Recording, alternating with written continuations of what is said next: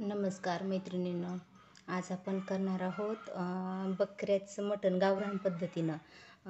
मिठाचा रस्सा फ्राय आणि तांबडा रस्सा, तो पण बिना कांद्याचा, कारण कांद्याची ग्रेव्ही वापरलेला असं मटणाचा रस्सा माझ्या मिस्टरांना आवडत नाही. म्हणून ना मी कधी पण मटण करताना ते बिना कांद्याचं करीत असते. तर मग चला तो कसा करायचा ते मी तुम्हाला दाखवते.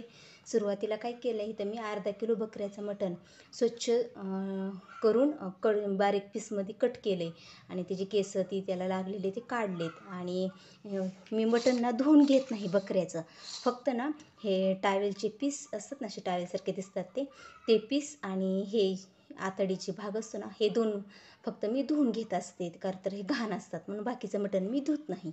तर आता ह्या मटणाला, अर्धा किलो मटणाला मी या चमच्यानी 1-2 चमचे हळद आणि या चमच्यानी मी 3 चमचे मीठ आपल्या ह्याला टाकून घेत आहे मटणाला. आणि हे चांगलं मिक्स करून ह्याला ना मी असंच मुरत ठेवणार आहे 15-20 मिनटं. आपलं मटण ना मुरतं आहे हळदीत आणि मिठात, तोपर्यंत मी आपल्या ह्याचं जे मसाला लागतात आपल्या फ्रायला किंवा रश्श्याला ते मी काढून घेत आहे. आता हे मी मुरवत ठेवीत आहे आणि तोपर्यंत मी आता सामान काढते. तर मैत्रिणीनं, आपलं मटण मुरायला ठेवले हळद मीठ टाकून, तोपर्यंत आपण आपल्या रश्श्याला आणि आपल्या फ्रायसाठी जे मसाला लागणार आहे ते मी भाजून घेणार आहे. मग मी काय घेतले त्यासाठी भाजण्यासाठी मी कढई गरम करायला ठेवली गॅसवर. आता त्यात ना मी हे तीळ, ही खसखस, हे धणे, नंतर ही दालचिनी, सुकं खोबरं आणि लसण, हे सर्व त्यात मी भाजून घेणार आहे कोरडंच. आणि ते भाजून थंड होस तर नंतर आपलं मटण आहे ना मी शिजायला टाकणार आहे. तर मी अगोदर ना आपल्या कढईमध्ये हे खोबरं टाकते.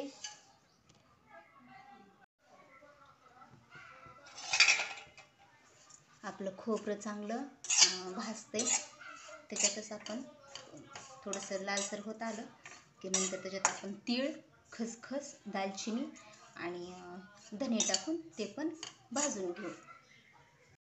मी ना तीळ, खसखस, धने आणि खोबरं हे चांगलं भाजत आले.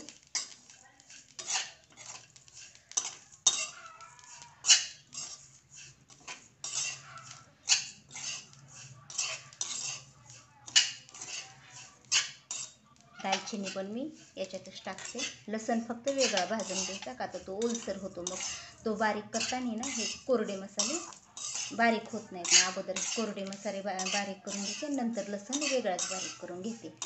तुम्ही या टायमिंगला तुम्ही जर कांदा पण कट करून असा भाजून घेऊ शकता, पण आमच्यात कांदा आवडत नाही त्यामुळे मी बिना कांद्याचंच भाजी करणार आहे. भाजलेत मी, आता हे ताटात काढून घेते थंड करायला.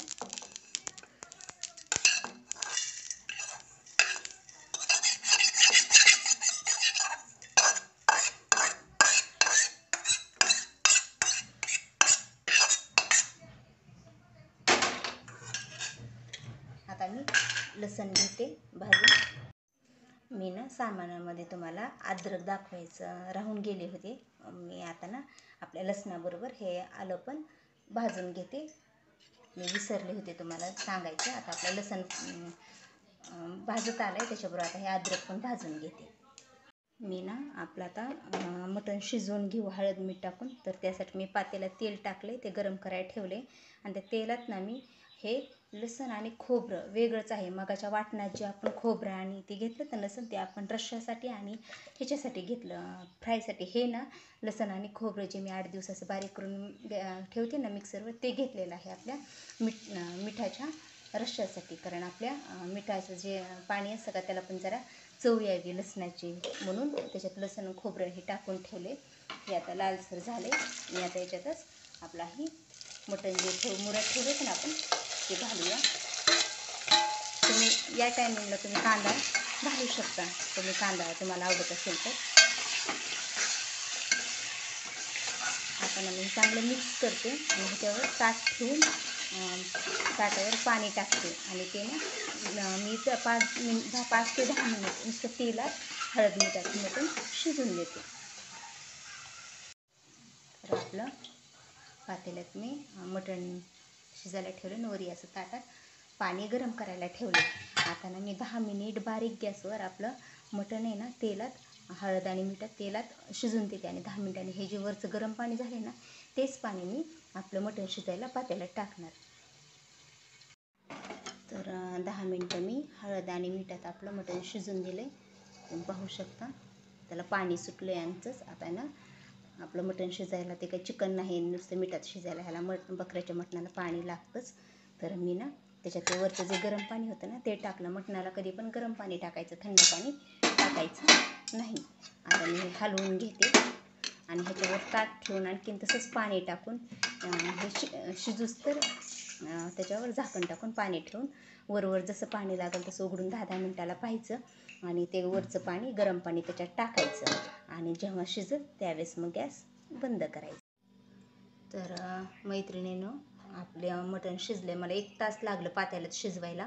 तुम्ही जर कुकरमध्ये शिजविलं तर तुमचं 15-20 मिनटात शिजेल. 2-3 शिट्ट्या करायच्या, पण मला पातेल्यातलंच आवडतं. तर मी इथं निम्मा रस्सा काढून घेतला आहे. हा मिठाचा रस्सा. ह्यात काही पीस पण ठेवलेत मी असेच खाण्यासाठी, असा पण छान लागतो. आणि फ्राय करण्यासाठी हे पीस काढून ठेवलेत. आणि तिखट रस्सा करण्यासाठी तांबडा रस्सा हे सूप काढून ठेवले. आता याच्यात काही गरम पाणी करून टाकायचं आणखीन आपल्याला जितकं रस्सा करायचा आहे तेवढं. ह्याच्या आता 2 वाट्या हा मिठाचा रस्सा आहे तर 2 वाट्या गरम पाणी करून टाकणार, म्हणजे 4 वाट्या आपला रस्सा तयार होते. मग आता आपले हे मिठाचा रस्सा आहे तुम्ही साईडला ठेवते. आणि हे आपलं फ्राय करायचं आहे ते पण मी साईडला ठेवते.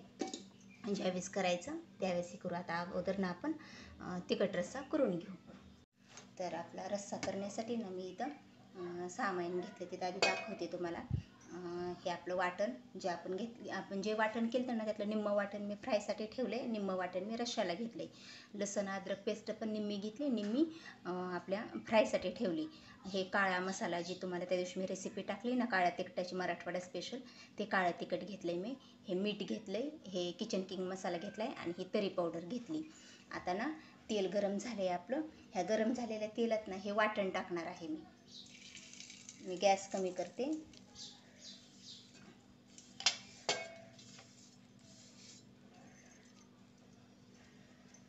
याच्यातच मी आपली ही लसण आणि अद्रकची पेस्ट टाकते आणि हे चांगलं तेलात फ्राय होऊन देते. ह्याला जास्त काय आपल्याला भाजायचं नाही कारण आपण अगोदरच भाजून घेतलेलं आहे, त्याच्यामुळे हे कमी जरी भाजलं तरी चालतंय. आता ना याच्यातच मी ना आपलं हे काळं तिखट, हे तरी पावडर, हा किचन किंग मसाला, आपल्या काळ्या तिखटाच्या ना मी चांगल्या गाठी आहेत ना त्या मोडून घेते.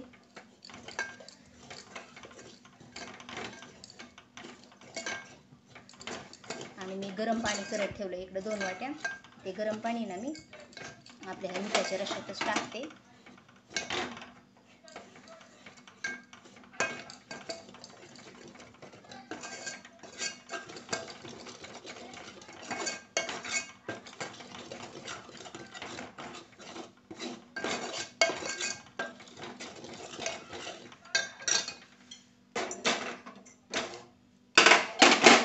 अगोदर आता मिठाचा रस्सा टाकू आपण.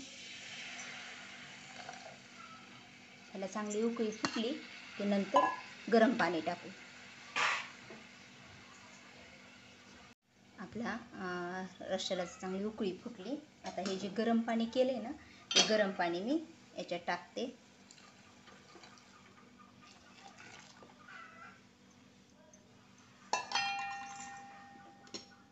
आणि याच्यातच आता मी मीठ टाकते आणि मीठ टाकून ना मला चांगली उकळी येऊन देते. मग आपला तांबडा रस्सा तयार झाला. तर आपला तिखट रस्सा झाला आहे तुम्ही पाहू शकता. त्याला उकळी फुटल्यानंतर मी तो बंद केला आहे गॅस. आता याच्यात वरून नंतर कोथिंबीर टाकते. मी आता साईडला ठेवून देते.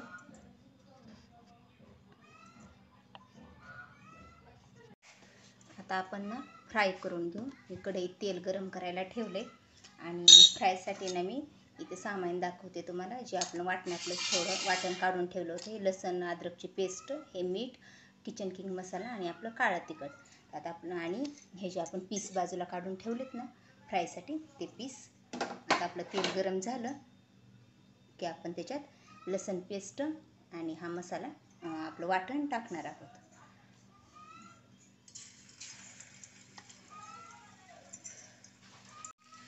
तर आपलं लसण लालसर झालं आहे आणि जे वाटण आहे ते पण आपलं लालसर झालं. आपण याच्यातच आता आपलं हे काळं तिखट टाकू, गॅस कमी करू.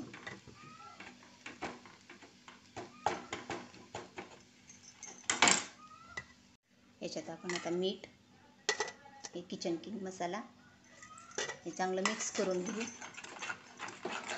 आणि हे जे आपण मटणाचे पीस ठेवलेत ना ते घालू याच्यात.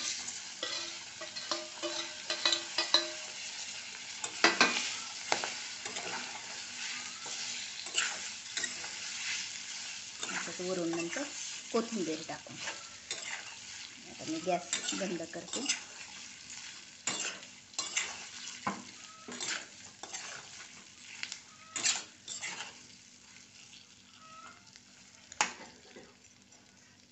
तुम्ही पाहू शकता आपला रस्सा कसा तर्रीदार छान दिसतो येतो. त्याचा थिकनेस पण पहा तुम्ही. आपला हा मिठाचा रस्सा, हा तांबडा रस्सा आणि हे आपलं फ्राय. जर तुम्हाला आवडलं असेल तर माझ्या व्हिडिओला लाईक करा, शेअर करा आणि कमेंटमध्ये सांगा.